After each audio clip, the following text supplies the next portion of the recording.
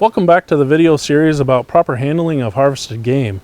In our last segment, we showed you some tips for hanging and skinning the carcass. Now you're ready to debone. So we've got our deer skinned. At this point, it's ready for deboning, so we can start to process the meat. Once again, Jared is going to be assisting me as we go. The first thing I like to do, again, especially in this case, we've been quick about it. It's a warm carcass still.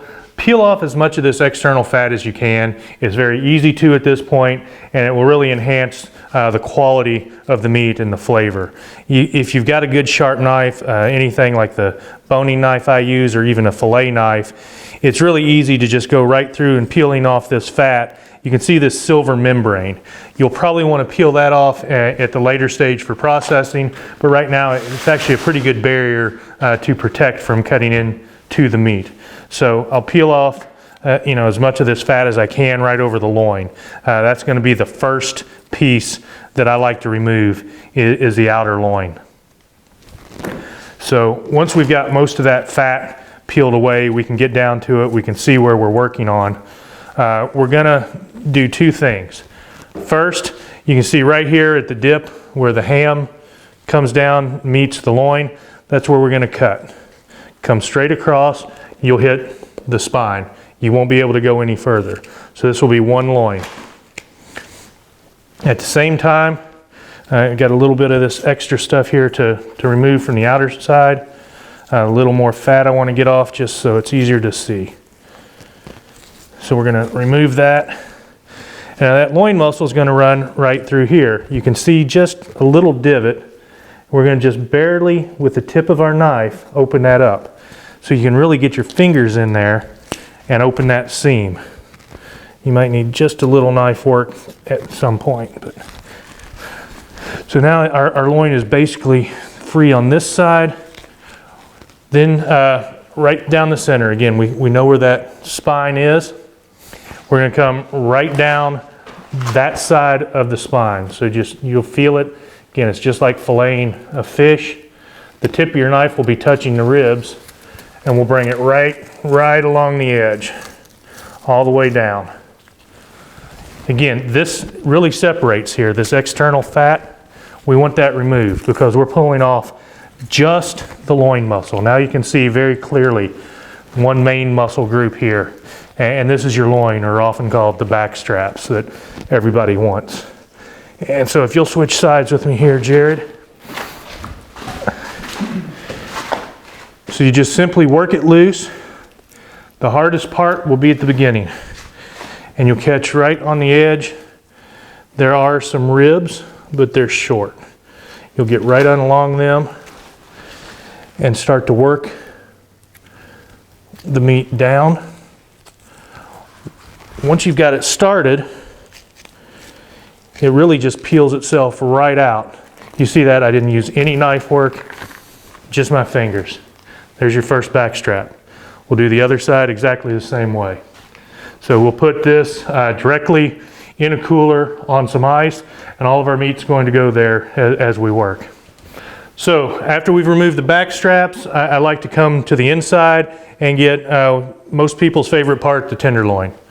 So again, just like on the back strap, we want to clean off all this fat.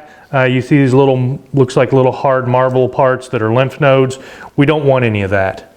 We want to clean that off as much as possible. You can drop it right inside the carcass or in your waste basket. And so we're going to work on this right side one first. You can see we've got it cleaned off.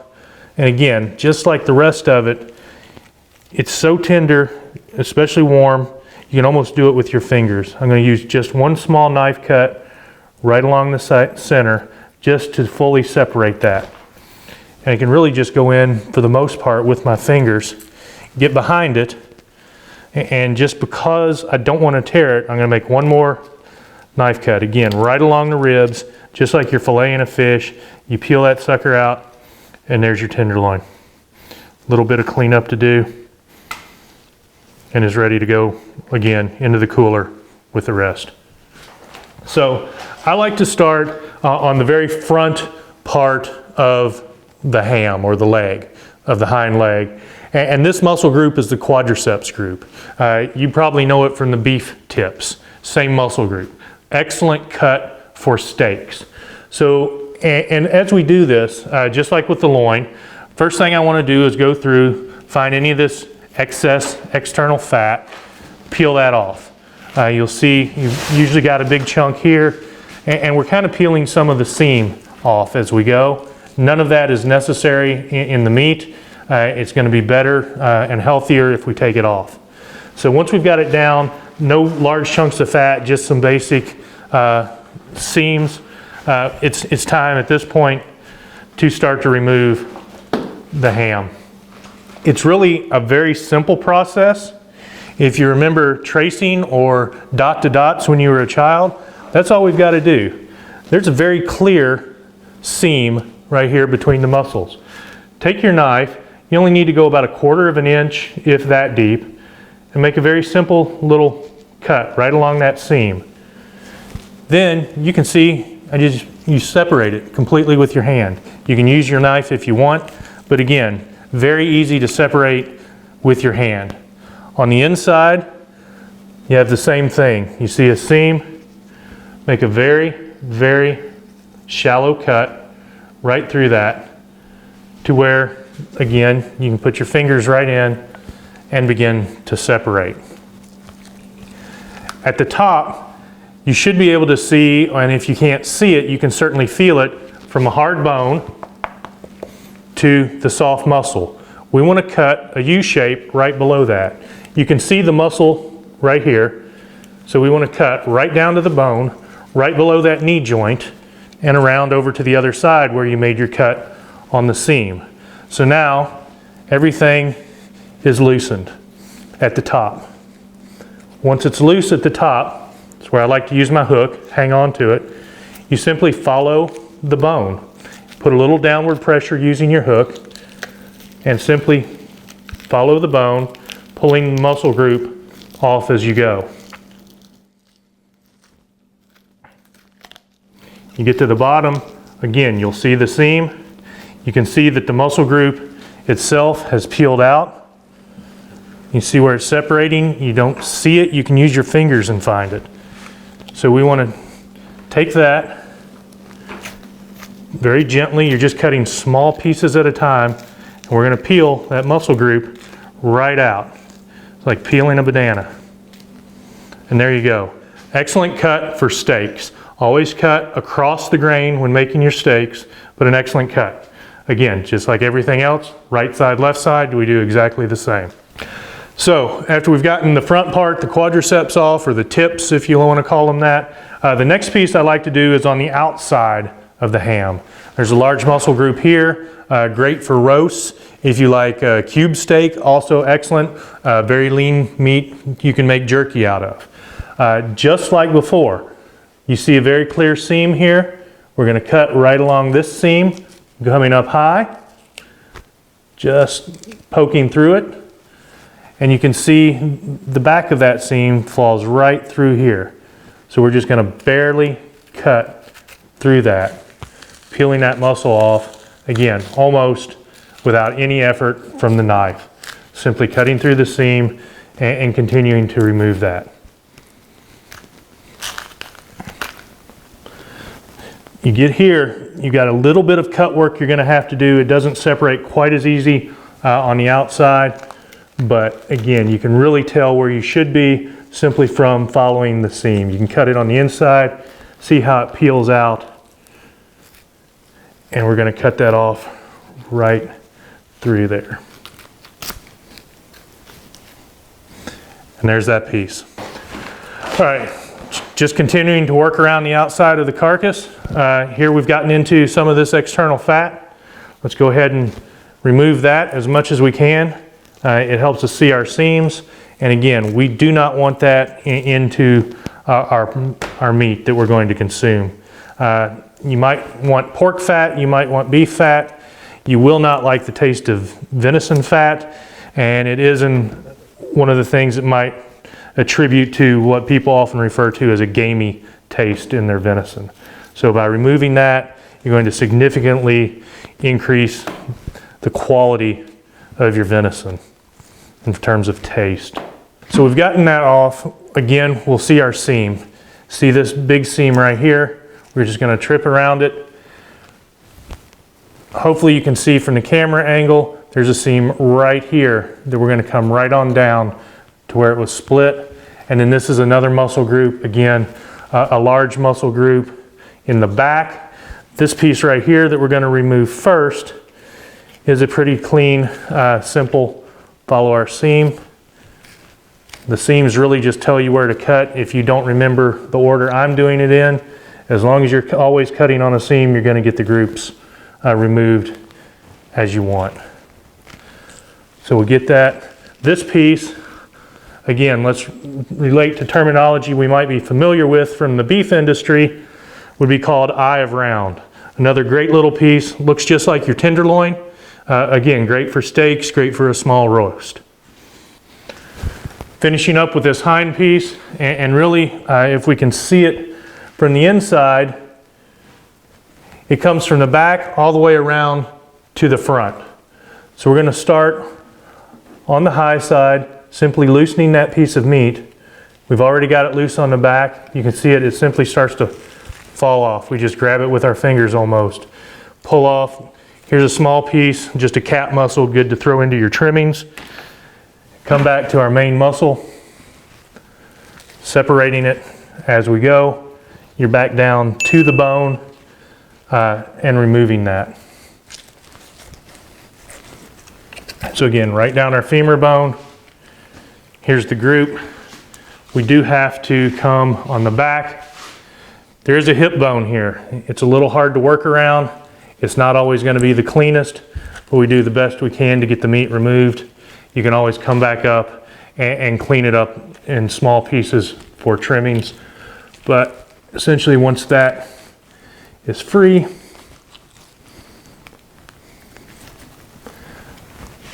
there's our piece, a roast, jerky, ground meat, your choice. The only remaining part of our ham is this muscle group here from the knee down. A lot of people might not like this. It is a bit sinewy, has some tendon in it. It's okay for ground meat. I wouldn't use it for much else. On smaller animals, it's almost not enough meat to be concerned with. However, I am going to remove it from this for those of you wishing to. Certainly on a larger animal, there's a fair amount of meat here, but I am going to save it for the last piece. As you'll know, we're hanging from this Achilles tendon. When we cut through this, we actually loosen that tendon. We don't want the rest of our carcass to drop until we're finished with it. So that's going to be the last thing I do.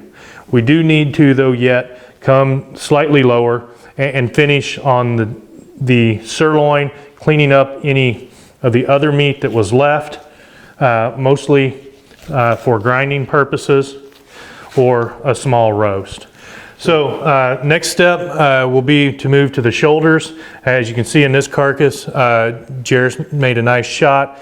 We do have a hole through the ribs, so we're going to avoid that area. You want to avoid any place where you've shot through where there might be bone fragments or other potential contamination. So we're going to leave that alone. We're really going to get down to the shoulder. To me, the shoulder meat is primarily for grinding and making burger. So that's what we're going to do. I'm going to peel off some of this that's a little easier to get to than others. Again, just like any of the other meat, you want to remove beforehand any of this external fat to get down to nothing but just lean meat. We get down into the shoulder. And for me, as I said, I'm basically looking to remove as much meat as possible for that ground meat purpose. And I like to start right here. You can feel what I would call the elbow, the joint of the front leg. And you come right on the back side of that, cut down to the humerus bone, follow the bone right up into the shoulder. That's going to help us remove it. You can see the shoulder blade itself, the scapula right here, will come down along the edge of that to get to where this is. And let me grab my hook as I'm getting in there and can't see. Simply hold it and get in here and remove the meat. From the inside, there's still a bit of muscle on the inside. coming right along the inside of that scapula. We'll come along and remove that. Again, it's just like the rest. You can see the seams in there. That's really what we're trying to do, is separate the muscle from the seam. Down to the bone. Removing the meat that we need for grinding. Along the edge of this humerus, we really want to just skin the meat right along the bone.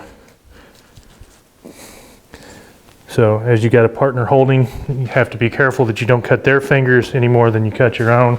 So being aware of their position. You can take this brisket meat from the chest. Certainly on a larger buck, this is going to be a pretty considerable amount of meat. We'll peel that off just like we did the rest. We'll separate the fat, and in this case we've got a little bit of hair on the outside from the skinning process. We want to make sure is all removed before it goes into our cooler. So we're going to remove that fat and skin that kind of got missed earlier, and it will be common that you'll have little pieces like that. But as I said, we'll get that brisket, pull it off. Good chunk of meat, again, for going in our grind. I've never smoked a deer brisket, but feel free to try. So at this point, we're going to come back. Your shoulder is an interesting, your shoulder blade has a ridge in it. It's very easy to follow right along the top point, and then you actually hit a ridge, kind of like if you were hitting the spine. It's just a vertical process on the muscle. So we have this separated here. You can be as clean as you feel as you need to be in terms of getting every bite of meat off of that. But we have quite a bit of good chunks of meat. And then you've got that vertical process come right across the other side of it. Do the exact same thing. Come right along the edge, peel the meat. Again, you can use your seams, peeling the meat from the fat and the connective tissue right out into a pretty good little chunk of meat to throw to our burger pile. For me, again, I'm not a fan of the front shank. Again, a lot of connective tissue and tendon could be tougher. If you wish to have this into your ground meat, it's just like the rest. We'll cut through it, cut to the bone, follow the bone surface. Use my hook here to help hold it. Jared to grab that and keep it from shaking on me. And we've pulled off pretty much any meat that's of any value on that front shoulder at this point. If you want to be picky, clean up a little more, we can get just a little on this animal right back here, going down into the neck. Most of your does, and this being a doe, are not going to have a considerable amount of meat on the neck. On a larger buck, you might want to get down and pick up a few more chunks of this neck meat to add to your ground meat stash. Okay, so as I said, you can see we've got a pretty clean carcass. We've got most of our meat peeled off. The very last thing we want to do is come back and get any of this meat we can on the lower legs. Again, when we cut through, if we cut through this Achilles tendon, it will cause the carcass to drop. So we want to save that for last, just in case we make any mistakes. We haven't lost any more meat or had to wash off any more than we can. So probably the easiest thing to do and to avoid any of that issue is get what we can on the sides here. And all this meat is only going to be good for grinding.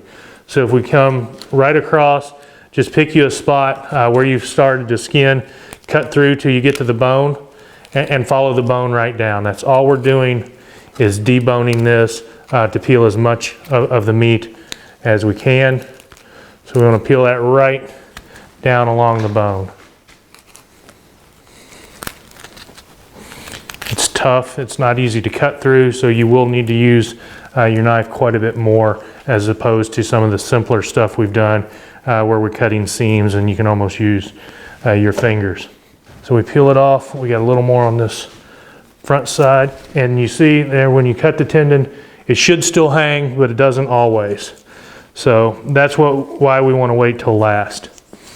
We can continue then to clean up some of this lower shank portion simply for grinding purposes.